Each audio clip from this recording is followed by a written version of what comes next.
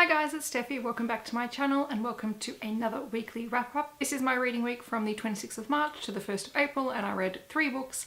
These books are part of my RYBSAT TBR challenge, so I'm pretty excited to get through 3 of them because they were not short books. They're not super long either, but they're not short books. I read a total of 1,283 pages, which I think is pretty good, particularly since it was the last week of term and work was crazy. Here are the 3 books, let's get into them. The first book that I read this week was Flawed by Cecilia Ahern, and I've had this book for a little while. I think it was one of the first books that I picked up. No, sorry, it wasn't one of the first books I picked up. It was one of the first books that I heard about when I started watching booktube videos, and I really enjoyed this. I think it's part of a duology, and I have picked up the second book in the series since I finished reading this because I was really curious to see how it ended, because it is the story of Celestine, who is a member of a reasonably well-off family. They are living in a society where being perfect is prized over everything else, and in this society you can be found to be flawed, and it's not a case so much of being convicted of crimes as it is about being found to be morally flawed.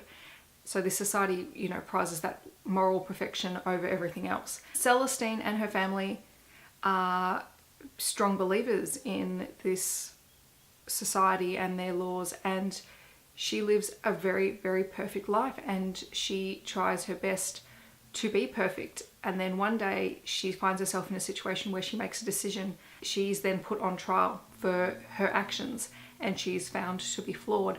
What I really liked about this book was how it really delves into this idea of perfection and what does it mean to be a perfect individual, and where does compassion and where does individuality fit into that sort of society. So this book, there were at times it was quite confronting, and I think I talked about in an earlier book wrap up about another book about that feeling of claustrophobia, and this book had that as well. It wasn't to the same extent as the other one, but it was that feeling of, has Celestine done anything wrong? And I mean, I won't tell you what it was about because that would be a spoiler, and if you haven't read it I do highly recommend that you do. How does she cope with the, you know, the flow-on effects from her decision and her conviction? Who are her allies, and how does she get herself out of what is suddenly a very, very scary new world for her? I gave this 4 out of 5 stars. I really enjoyed it. I'm highly looking forward to reading this sequel, Perfect, and you'll probably hear about it very, very soon. The second book that I read this week was Half-Blood by Jennifer L. Armentrout, if I can say that properly, and it is the first book in the, oh, I can't even remember the series name.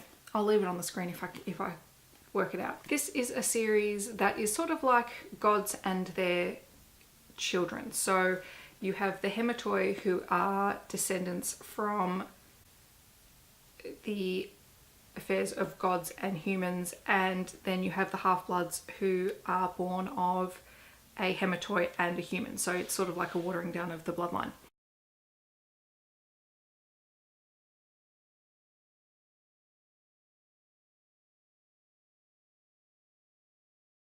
While the Hematoi have quite a high standing in society, the Half-Bloods have 2 options. They're either trained as sentinels or guards, or they're basically sent off as slaves for the Hematoi. So there's not a huge margin for decision making. So our main character, Alexandria, is a Half-Blood, and she has been living away from this community, which is sort of hidden away from the human world as such.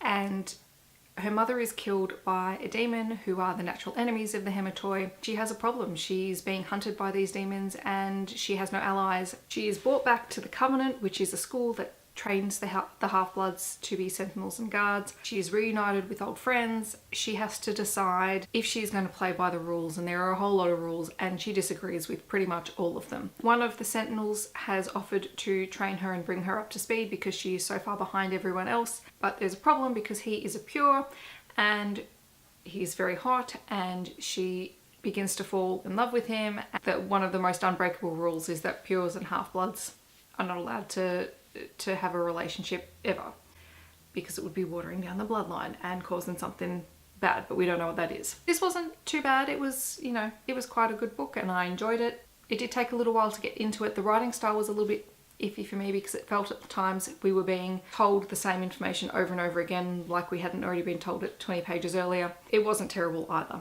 So I think I gave this 3.5 out of 5 stars. My first Jennifer L. Armentrout book.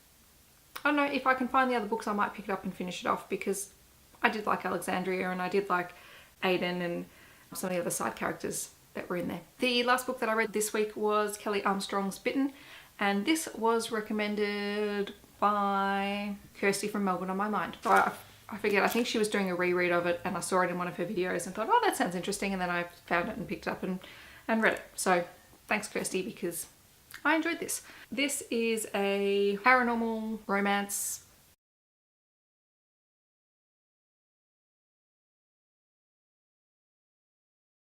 type book. It is about werewolves, and I don't often read books about werewolves, so this was a nice change of pace for me. Our main character in this is Elena Michaels, and she is the only female werewolf. She has decided to leave her pack and she's living in Toronto with her boyfriend, who doesn't know anything about her werewolf status, when suddenly, out of the blue, she receives a phone call from her pack leader asking her to come back to help them with a problem.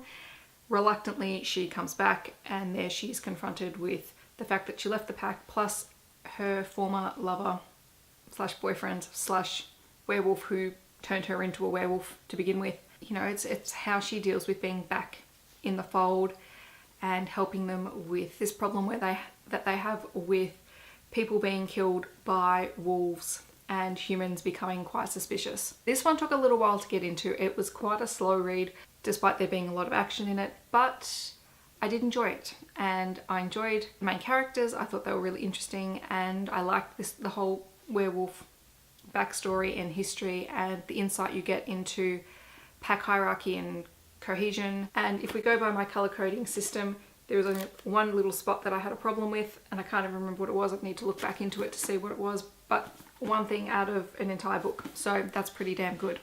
I gave this 4 out of 5 stars. I may pick up the other books in the series, but I'm almost tempted not to, because I just enjoyed this and I liked it as a standalone, and sometimes you don't like to ruin a good thing, you know? So these were the books that I read. Not a bad effort.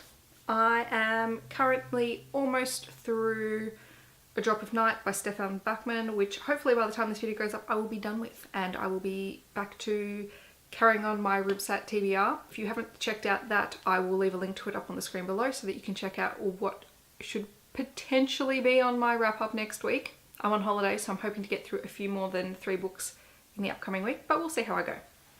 I'm not too worried. Let me know in the comments what you have been reading this week, anything that stood out to you as good or bad. I'd love to hear it. I hope that wherever you are in the world you're having a wonderful day, and I'll catch you guys in my next video. Thanks for watching. Bye guys.